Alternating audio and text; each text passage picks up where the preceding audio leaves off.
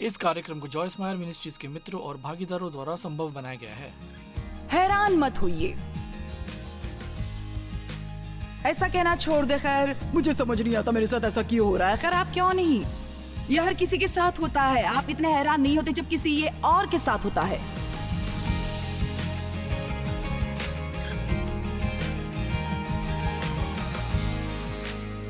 हर दिन प्रार्थना जरूर करें, पवित्र आत्मा मुझे भर दे, पवित्र आत्मा की शक्ति से मुझे नए सिरे से बपतिस्मा दें। अब पवित्र आत्मा के साथ अलौकिक शक्ति की निधि का उपहार भी आता है, जिनके बारे में हम चर्च में ज्यादा बात नहीं करते।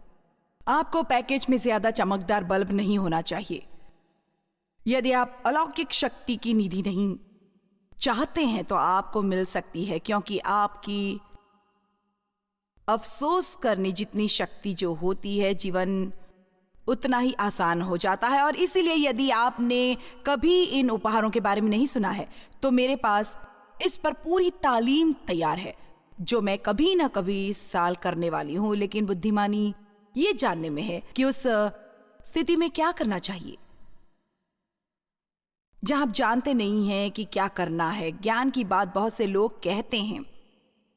मैम, जब आप उपदेश कर रही थी, आपने जो कहा था मैं विश्वास नहीं कर सकता। आप कैसे जानती थी? आत्मा के उपहार आपके द्वारा काम कर सकते हैं और आपको सच में पता भी नहीं कि ये हो रहा है, और वो ये सबके अच्छे और फायदे के लिए करता है। ये सिर्फ आपके लिए दिखावा नहीं है, ये कहने के लिए नहीं है देखो ये मैं कर सकता हूं, लेकिन ये लोगों की मदद करता है। परमेश्वर लोगों की मदद करते हैं।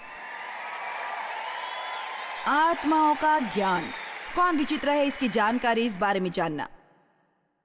मुझे ऐसा नहीं लगता। नहीं, पहले मैं थोड़ा आपको जांचने वाला हूं। नहीं, बिल्कुल भी नहीं, मैं आपको जांचूंगा। आमीन। आप में से कुछ महिलाएं जिन्होंने अपने आप को किसी आदमी से परेशानी में डाल लिया, यदि आप थोड़ा भी समझदारी का इस्तेमाल करती, आप जानते हैं आप ये शुरू कर सकती हैं। आप अकेले से रहने से डरती हैं, आपके साथ कोई नहीं होगा तो आपको लगता है मेरा मानना है कि मुझे उसे बदलना है। नहीं, तुम नहीं कर सकते।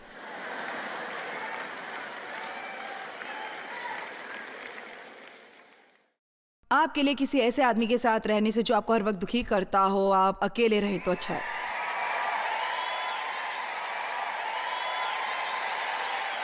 और वहां है चमत्कार, आरोग्य के उपहार, विश्वास का उपहार, और अनगल भाषा में बोलना, और अनगल भाषा की व्याख्या, और भविष्यवाणी। और आप सोच रहे होंगे मुझे मत बताओ, मैं भला में चलना चाहिए क्या? क्या आप जानते हैं एक निष्ठ न रहो कि संकीर्ण मानसिकता रखो। दोस्त, यदि ऐसा कुछ है तो परमेश्वर के पास है, जो आपका हो सकता है और आपके पास नहीं है, तो आपको कहना चाहिए परमेश्वर, मैं उसके बारे में जानना चाहता हूं। एक अच्छी किताब लें और पढ़ें, इसके बारे में बाइबल में क्या लिखा है देखें। इसके लिए अक्सर लोग हमें इस आधार पर जो उनके पास हैं और उनके पास नहीं है सिखाना चाहते हैं, लेकिन सिर्फ इसलिए कि आपके दोस्त ने इनमें से किसी का अनुभव नहीं किया है तो इसका मतलब ये नहीं है कि ये बाइबल संबंधी नहीं है, और आपको हर चीज के लिए परमेश्वर के पास जाने की जरूरत है जो वो आपको देना चाहते हैं। देखो, सुबह के शुरू होते ही आपकी प्रार्थना का जीवन अलग हो सकता है।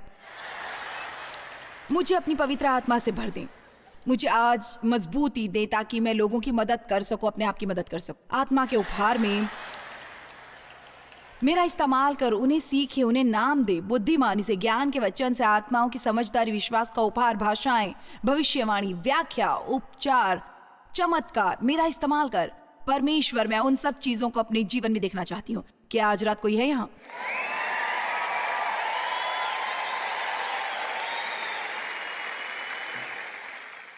तो आपकी प्रार्थनाओं में से कितनी उसके लिए है जो आप चाहते हैं, और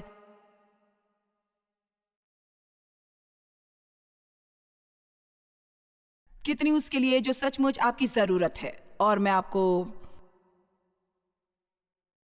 बता सकती हूँ आध्यात्मिक मजबूती की ज्यादा जरूरत है, बजाय इससे कहीं बड़े घर या एक डेट या काम में उस पदोन्नति की जरूरत के। देखो, परमेश्वर हमें हमारे आंतरिक जीवन के लिए क्या देना चाहता है, वही हमारा वास्तविक जीवन है। परमेश्वर दृढ़ता की इज्जत करता है। और मैं आपको कुछ बताने वाली हूं जो शायद आप सुनना न चाहे, लेकिन मैं आपको बताती हूं कि आप विरोध की उम्मीद करना छोड़ दें। यदि आपको लगता है कि ईसाई होना रविवार की दोपहर को पार्क में घूमना है, तो एक बार फिर सोच लें, क्योंकि शैतान आपसे नफरत करता है। और कभी भी, खासकर यदि आप किसी प्रकार की प्रगति की कगार पर हैं, यदि आप एक किताब पढ़ना शुरू करते हैं, इससे आपको मदद मिलने वाली है। यदि आप चर्च जाने का निर्णय करते हैं, यदि आप बाइबल स्टडी से जुड़ने का निर्णय करते हैं, यदि आप एक नियमित प्रार्थना के समय का निर्णय करते हैं, आप निर्णय करते हैं कि आप ज्यादा लोगों की मदद करने वाले हैं, आप ज्यादा देने का निर्णय करते हैं, हर बार जब आप सही दिशा में कदम बढ़ाते तो शैतान भी कदम बढ़ाते हैं और आपको वहां रोकने की पूरी कोशिश करता है। कभी कभी आपको तैयार रहना होगा विश्वास की एक अच्छी लड़ाई के लिए।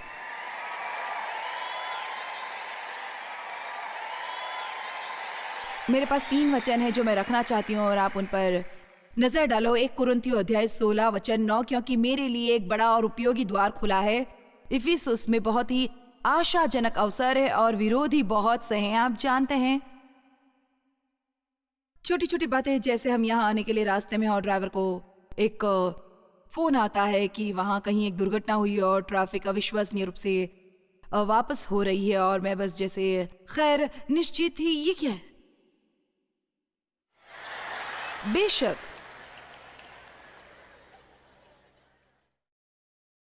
वो आपको होटल के कमरे की कार्ड देते हैं और हमारे पास ऐसे 4 हैं। हमारी टीम के पास 5 अलग अलग लोगों के पास अलग अलग कमरों की चाबियां हैं और उनमें से एक भी काम नहीं करती। ठीक, बेशक आप हैरान क्यों नहीं हैं? बंद करो, बंद करो। खैर, मुझे समझ में नहीं आ रहा ये मेरे साथ क्यों हो रहा है। आपको बस हंसकर ये कहना चाहिए, बेशक, लेकिन मैं तुम्हें एक छोटा सा संदेश देती हूं शैतान, मैं हार नहीं मान रही हूं,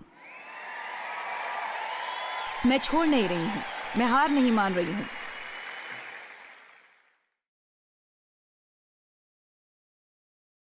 रोमियो 12 वचन 12 में लिखा है, 4 आशाएं, आनंदित रहो, मसीह में हमारे आत्मविश्वास के कारण क्लेश में स्थिर रहो, प्रार्थना में नित्य लगे रहो, ज्ञान, मार्गदर्शन और मजबूती की तलाश में निरंतर लगे रहो, न कि लगातार अपनी समस्या की दूर करने में लगे रहो। और जैसा कि मैंने कहा, हाँ, हम सब परमेश्वर से प्रार्थना करते हैं कि वो हमें हमारी समस्याओं से दूर कर दे। हमारी इंसानियत हमें ऐसा नहीं करने देती, लेकिन ऐसा नहीं है कि आपको इस पर डर जाना चाहिए। 2 इतिहास में वो संदेश जहां प्रभु ने यहोशापात से कहा, यह युद्ध मेरा है, तुम्हारा नहीं। यदि आप पीछे जाकर उसका अध्ययन करें, जब यहोशापात अपनी लेकर परमेश्वर के पास गया, उसने परमेश्वर से बहुत सी चीजों के बारे में बात की और फिर उसने एक साइड नोट की तरह अपनी समस्या का उल्लेख किया। बाकी सब कुछ प्रार्थना और प्रशंसा थी और परमेश्वर कितना महान है और हम जानते हैं कि वो अपने वादे कैसे निभाता है। और वैसे भी हमारे विरुद्ध अलग अलग 12 समूहों के लोग हमें मारने की कोशिश कर रहे हैं। क्या तू इसमें हमारी मदद करेगा? और फिर एक और, याकूब 1 वचन 12, धन्य है परमेश्वर की कृपा से सुखी, आध्यात्मिक रूप से समृद्ध। धन्य है वो मनुष्य जो परीक्षा में स्थिर रहता है, क्योंकि वो खरा निकलकर जीवन का वो मुकुट पाएगा जिसकी प्रतिज्ञा प्रभु ने आपसे प्रेम करने वालों को दी है। आप में से कितनों को अच्छी गवाही पसंद है? आपने कभी ध्यान दिया है कि टेस्टिमोनी शब्द शुरू होता है टेस्ट शब्द से, इसलिए जब आपकी डील खत्म हो जाए तो क्या आप एक गवाही देने वाले हैं या आपके पास केवल मनी पैसा है?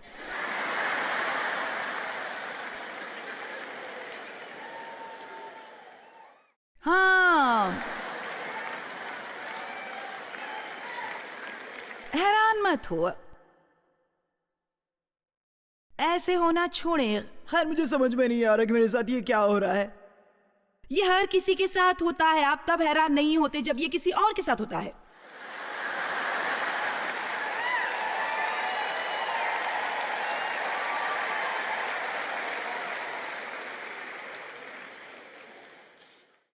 ठीक है, निरंतर प्रार्थना का एक और दृष्टांत है, लूका अध्याय 18।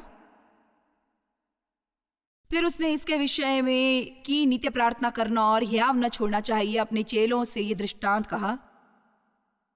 उसने कहा कि किसी नगर में एक न्यायी रहता था जो न परमेश्वर से डरता था और न ही किसी मनुष्य की परवाह करता था। और उसी नगर में एक विधवा भी रहती थी जो उसके पास आकर कहा करती थी कि मेरा न्याय चुकाकर मुझे मुद्दई से बचा। उसने कितने समय तक तो ना माना, परंतु अंत में मन में विचार कर कहा, यदि भी मैं न परमेश्वर से डरता और न मनुष्यों की कुछ परवाह करता हूं तो भी ये विधवा मुझे सताती रहती है, इसलिए मैं उसका न्याय चुकाऊंगा। कहीं ऐसा न हो कि घड़ी घड़ी आकर अंत को मेरी नाक में दम करे। प्रभु ने कहा, सुनो कि यह अधर्मी न्याय क्या कहता है। सो क्या परमेश्वर अपने चुने हुओं का न्याय न चुकाएगा? तो रात दिन उसकी दुहाई देते रहें, और क्या वो उनके विषय में देर करेगा? मैं तुमसे कहता हूं वो तुरंत उनका न्याय चुकाएगा। तो भी मनुष्य का पुत्र जब आएगा तो क्या वो पृथ्वी पर विश्वास पाएगा? तो जब यीशु वापस आता है तो वो क्या चाहता है? वो आपको तभी मजबूत और दृढ़ निश्चय खड़ा देखना चाहता है। जब तक कि आप आखिरी सांस लेते हैं उस अच्छे जीवन को पाने के लिए जिसे आपको देने के लिए यीशु मरा था, और परमेश्वर द्वारा आपका उपयोग दूसरों की मदद के लिए होने वाला है, आप अभी भी खड़े रह सकते हैं।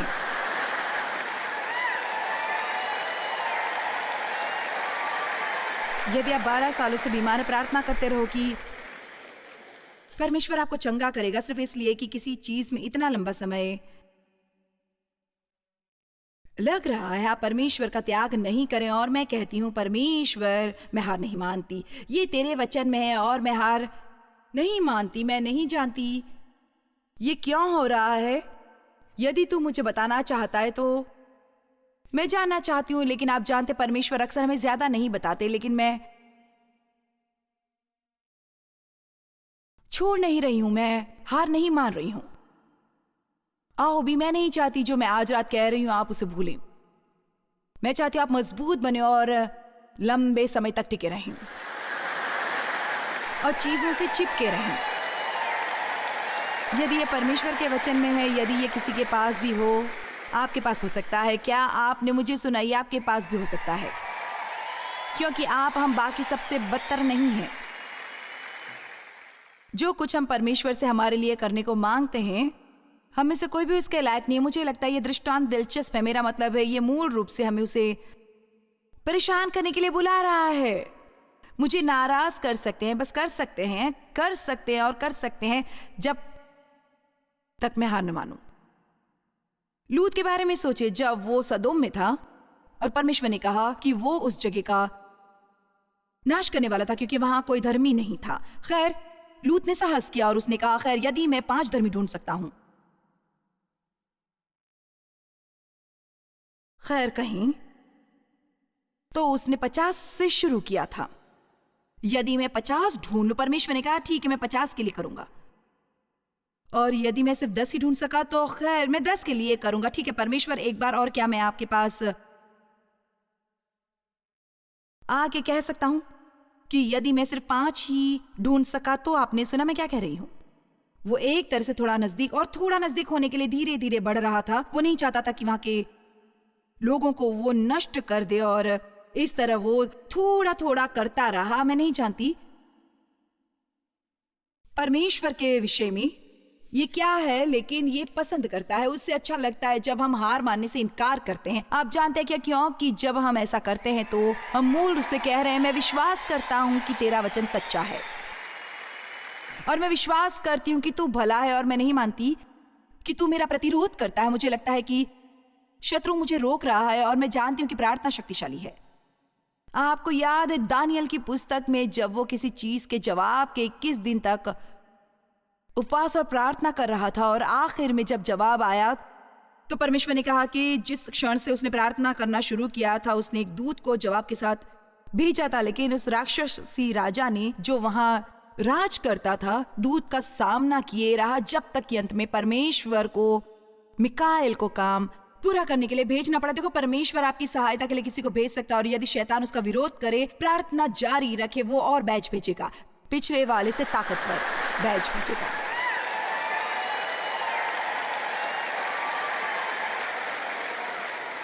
उसने कितने समय तक तो न माना, परंतु अंत में मन में विचार कर कहा, यद्यपि मैं न परमेश्वर से डरता न मनुष्य की कुछ परवाह करता हूं, तो भी ये विधवा मुझे सताती रहती है, इसलिए मैं उसका न्याय चुकाऊंगा। इस दृष्टांत के शब्दों की शैली और मतलब बिल्कुल मध्य रात्रि वाले दोस्त के दृष्टांत जैसा ही है। न्यायाधीश अन्यायी था। विधवा ने उसे परेशान करना जारी रखा और तब तक लगातार करती रही जब तक कि उसने उसे वो नहीं दिया जो वो चाहती थी।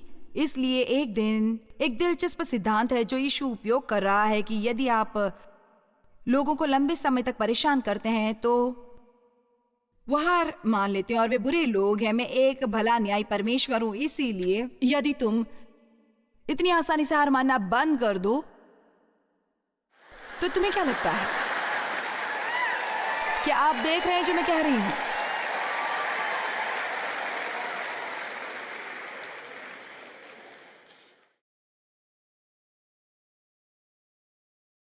मध्य रात्रि के मित्र के बारे में जिसका उल्लेख लुका 11 में है, एक दिलचस्प बात है कि वो अपने लिए कुछ नहीं मांग रहा था, वो किसी दूसरे के लिए आग्रह कर रहा था। इसलिए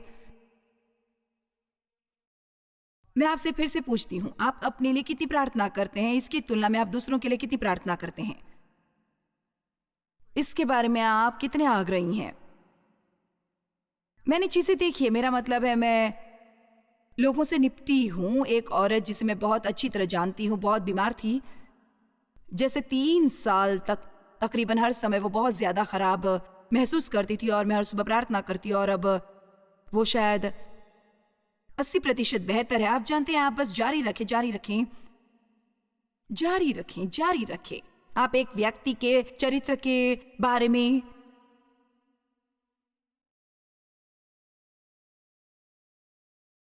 बहुत कुछ बता सकते हैं उसके प्रार्थना करने के तरीके से। अब इन 2 दृष्टांतों में,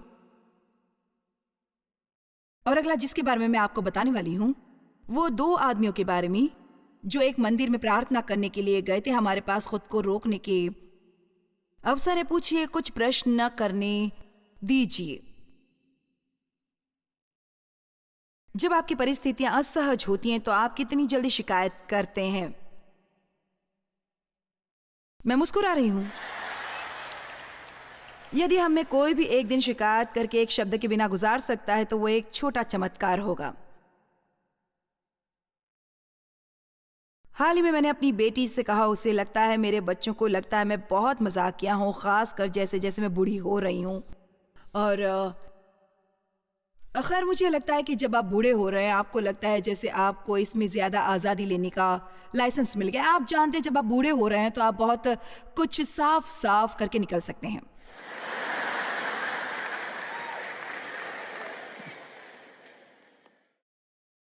हाल ही में मैंने अपनी बेटी से कहा, तुम्हें पता है मुझे अपने बारे में क्या एहसास हुआ है? असल में मुझे बेआराम होना पसंद नहीं। और वो हंसी और उसने कहा, खैर बाकी हम सब ये जानते हैं। क्या आप ये पता लगाने की कोशिश कर रही हैं? अगर ये ठंडा है तो शिकायत करो, अगर ये गर्म है तो शिकायत करो, अगर कुर्सी सख्त है तो शिकायत करो, नरम है तो शिकायत करो।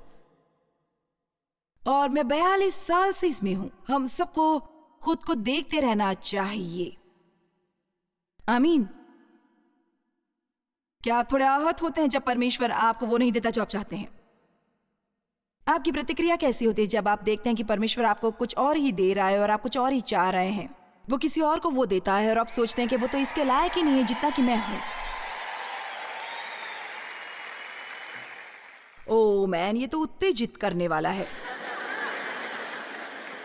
लूका 18 में अगला दृष्टांत वचन 9 से शुरू होने वाला यकीनन आज की पीढ़ी के लिए, जिसमें आज हमें आग्रही विधवा ने दृष्टांत में चेलों को सिखाया कि अपनी मांग में साहसी और आत्मविश्वासी होना चाहिए। लेकिन इस दृष्टांत में जो हम पढ़ने जा रहे हैं, घमंडी और गुस्ताख न होने की चेतावनी भी है। इसलिए सम्मानपूर्वक साहसी और आग्रही होने में एक अंतर है। ये कार्य करता है, मेरा मतलब है कि स्वाभाविक रूप से ये काम करता है, क्योंकि मेरे पास ऐसे लोग थे जिन्होंने मुझे अपने किसी एक कार्यक्रम या जो कुछ भी हो मैं आने के लिए कहा था। मुझे उन्हें कहना पड़ा कि उन्होंने अगले साल के लिए पूछा और मैंने कहा ना। और मेरे पास ऐसे लोग भी थे जो कहते हैं और जब तक आप आती नहीं है मैं पूछता रहूंगा। इसलिए आखिर मैंने अनुमान लगाया, ठीक है, यदि मैं नहीं हूं मेरे लिए अच्छा होगा कि मैं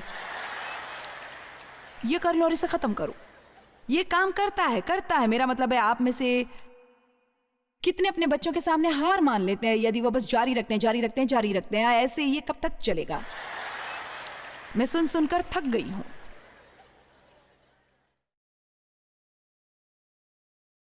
जब मैं कहती हूं हमें अपनी प्रार्थनाओं में आग्रही होना चाहिए, मैं कभी भी घमंडी होने और हक जताने के बारे में बात नहीं कर रही।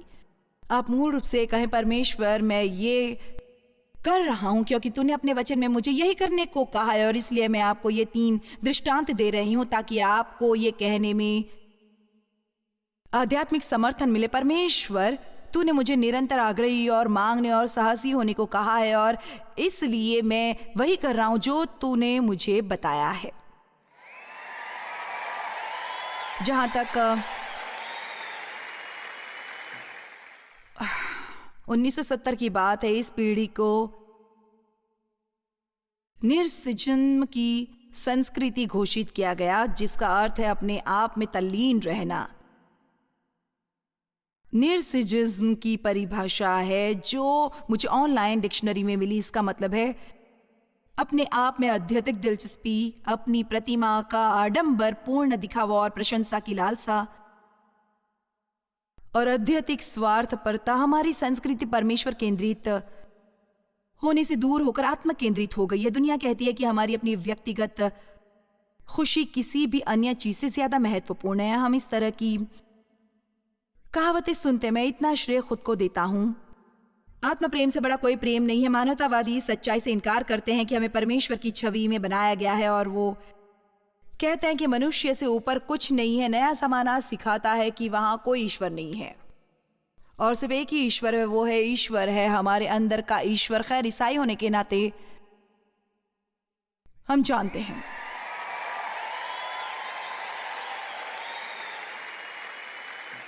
मुझे बाइबल के 5 वचन पढ़ने हैं। 2 तीमुथियुस 3 वचन से 5। बाइबल में वो कुछ ज्यादा ही निराशाजनक है, लेकिन हम इस सब के बीच रह रहे हैं। पर ये जान रख कि अंतिम दिनों में कठिन समय आएंगे, बहुत तनाव और परेशानी के मुश्किल दिन जिन्हें सहन करना मुश्किल होने वाला है। क्या मैं आपको कुछ बता सकती हूँ? मुझे आज इस ग्रह पर जीवित हर एक व्यक्ति के लिए सहानुभूति है, क्योंकि ईमानदारी से इस युग में बच्चों की परवरिश बहुत ज्यादा अलग है। मेरा मतलब है यदि आपको प्रतिदिन पवित्र आत्मा के मार्गदर्शन की और पवित्र आत्मा से भरे होने की, उसकी बुद्धि और आत्माओं की समझ की जरूरत है, और मेरा खुदा आपको जरूरत है इस बारे में सचेत होने की कि आपके बच्चे क्या कह रहे हैं और वे क्या देख रहे हैं और वे क्या कर रहे हैं, कहाँ जा रहे हैं, किस प्रकार घूम रहे हैं। बॉय, आपको उन्हें कभी उपदेश देने की नहीं बल्कि उनके सामने एक उदाहरण बनने की जरूरत है। उन्हें उस जीवन में गढ़ें जो आप चाहते हैं कि वो जिएं। आपने मुझे सुना, उस जीवन को लगातार गढ़ें जो आप उनके लिए चाहते हैं। आज बाहर बहुत मुश्किल समय है। निरुत्साहित होना आसान है, छोड़ देना और हार मान लेना आसान है, लेकिन ये वो नहीं है जो परमेश्वर चाहता है कि हम करें बिल्कुल भी नहीं। कोई कैसे प्रार्थना करता है उससे आप किसी व्यक्ति के चरित्र के बारे में बहुत कुछ पता कर सकते हैं। हमें आध्यात्मिक शक्ति और ज्ञान के लिए प्रार्थना करना सीखना होगा और हर समय केवल भौतिक चीजें मांगने की बजाय पवित्र आत्मा से भरपूर व्यक्तित्व मांगे। और हमें केवल अपने लिए नहीं बल्कि दूसरों के लिए प्रार्थना करने का निश्चय करना चाहिए।